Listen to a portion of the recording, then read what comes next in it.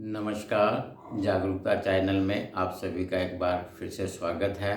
Art of living पे एक नया टॉपिक हम लेके आए हैं जिसका नाम है टाइम मैनेजमेंट। हम सभी को पता है कि एक दिन के अंदर 24 घंटे होते हैं, सबको 24 घंटे टाइम दिया जाता है। हम अपने टाइम को किस प्रकार से मैनेजमेंट करते हैं और उसी से हमें लाभ भी प्राप्त होता है। अगर हम टाइम मैनेजमेंट नहीं रखते और ऐसे ही लाइफ चलती है तो हमारा मैक्सिमम टाइम जो है वेस्ट हो जाता है, जिसको यूटिलाइज ही नहीं किया गया। तो हमें कम से कम टाइम वेस्ट करना है और अधिक से अधिक हमें टाइम मैनेजमेंट में लाके अपने आप को एक बेनिफिट लेने हैं।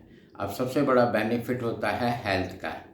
अब अगर हम टाइम मैनेजमेंट के हिसाब से चलते हैं कि रात को हमें 11 बजे तक सो जाना चाहिए और सुबह 5 बजे उठ जाना चाहिए। 5 बजे के बाद हमें मॉर्निंग वॉक के लिए निकलना चाहिए, क्योंकि मॉर्निंग वॉक से ही हमारी हेल्थ जो है ठीक रह पाएगी। मॉर्निंग वॉक करने से एक तो फिज़िकल हेल्थ अच्छी होती है, दूसरा मेंटली हेल्थ भी अच्छी होती है। यानी कि मन भी फ्रेश हो जाता है और प्रकृति के साथ जाके मन फ्रेश होता है और हमारी हेल्थ जिसमें हमें बीमारियां कम लगती हैं, हमें इसकी ओर ध्यान देना है। वॉकिंग करने से हमारा ब्लड सर्कुलेशन बिल्कुल ठीक रहता है, पूरे पूरे बॉडी में ब्लड चला जाता है। जितना भी वॉक करते हैं, डॉक्टर भी कहते हैं कि हमें 2 से 3 किलोमीटर तक डेली वॉक करना चाहिए और वो सुबह के समय ही करना चाहिए, क्योंकि हम कहीं दुकान पे कोई भी सामान लेने जाते हैं तो हम वो चीज़ लेके आते हैं। अगर हम पार्क में जा रहे हैं तो हमारा मेन पर्पज़ यही होता है कि पार्क में जाके एक तो हम खुश रहें कि हम मन को फ्रेश करें, और दूसरा काम होता है कि ऑक्सीजन जो मिलती है मैक्सिमम मात्रा में वो सुबह के वक्त ही मिलती है। तो जिस प्रकार से हम सुबह मैक्सिमम ऑक्सीजन लेके आते हैं तो वो सारी ऑक्सीजन हमारा पूरे दिन में हमारे ब्लड में जाके हमारे ब्लड को प्यूरिफिकेशन देती हैं, ब्लड को साफ रखती है, टॉक्सिन्स निकालती हैं। तो इससे हमें एक बेनिफिट महसूस होता है। उसके बाद में हम आते हैं करीब 1 घंटे बाद, अगर हम घर आते हैं 7:30 लगा लो, 8 तक भी लगा लो। उसके बाद हमें एक लाइट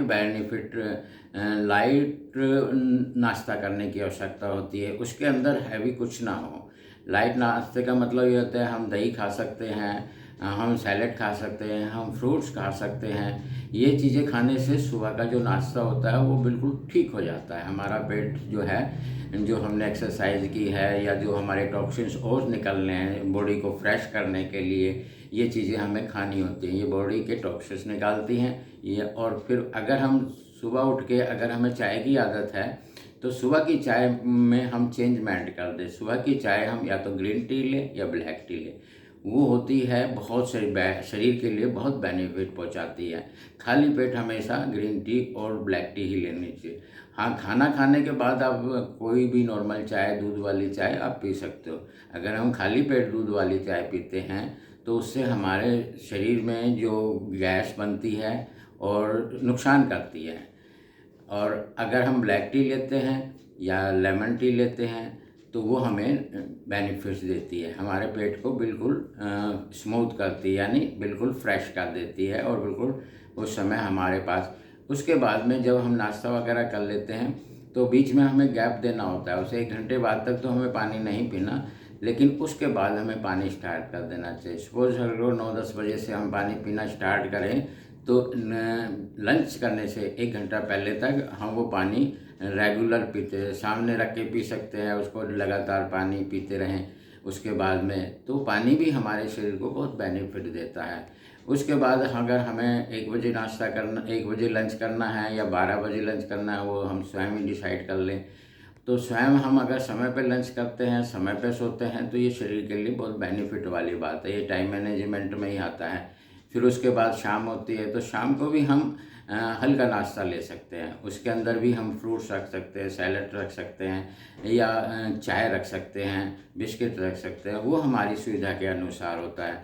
अब आती है बात, उसके बाद हमारे पास जो समय बचता है कि उसको 2-3 घंटे का समय पेट को अवश्य मिलना चाहिए। 5 बजे के बाद यानी 8 बजे फिर हमें दोबारा से खाना खा लेना चाहिए, जिसको हम डिनर कहते हैं।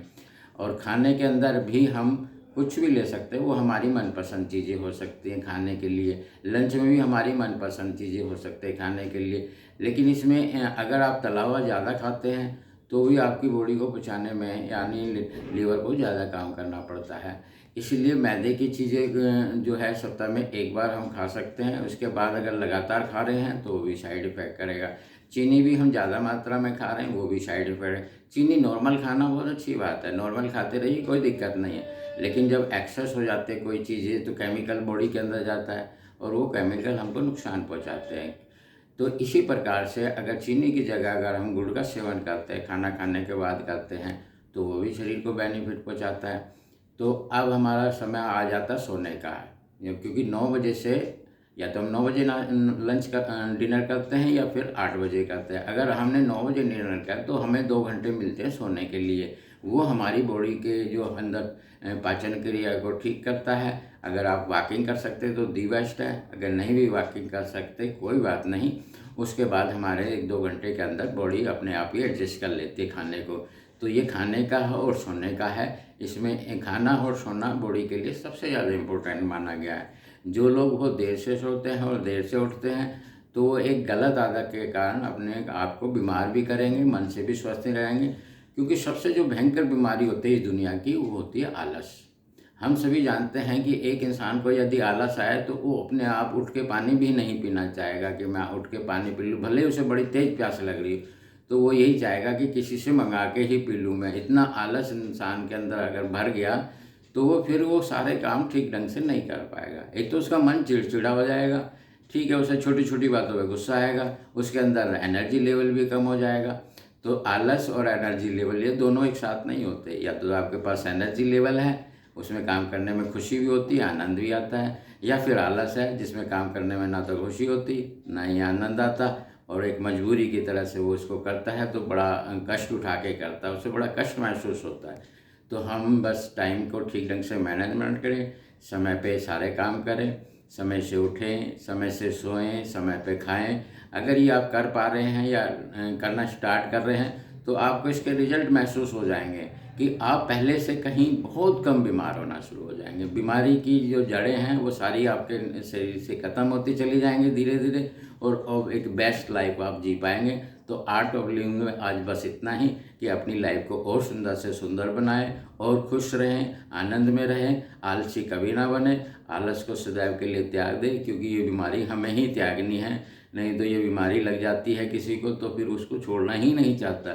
तो हम कभी भी आलस ना करें। आज के लिए बस इतना ही। आपको ये वीडियो अच्छी लगती है, एक लाइफ जीने में आपको मदद मिलती है, अच्छी लाइफ जिए, खुशी वाली लाइफ जिए और एक सुंदर जीवन जी के इस धरती से जाएं। आज के लिए इतना ही। वीडियो देखने के लिए आप सभी का धन्यवाद और एक नया टॉपिक लेके हम फिर हाजिर होंगे। नमस्कार, धन्यवाद।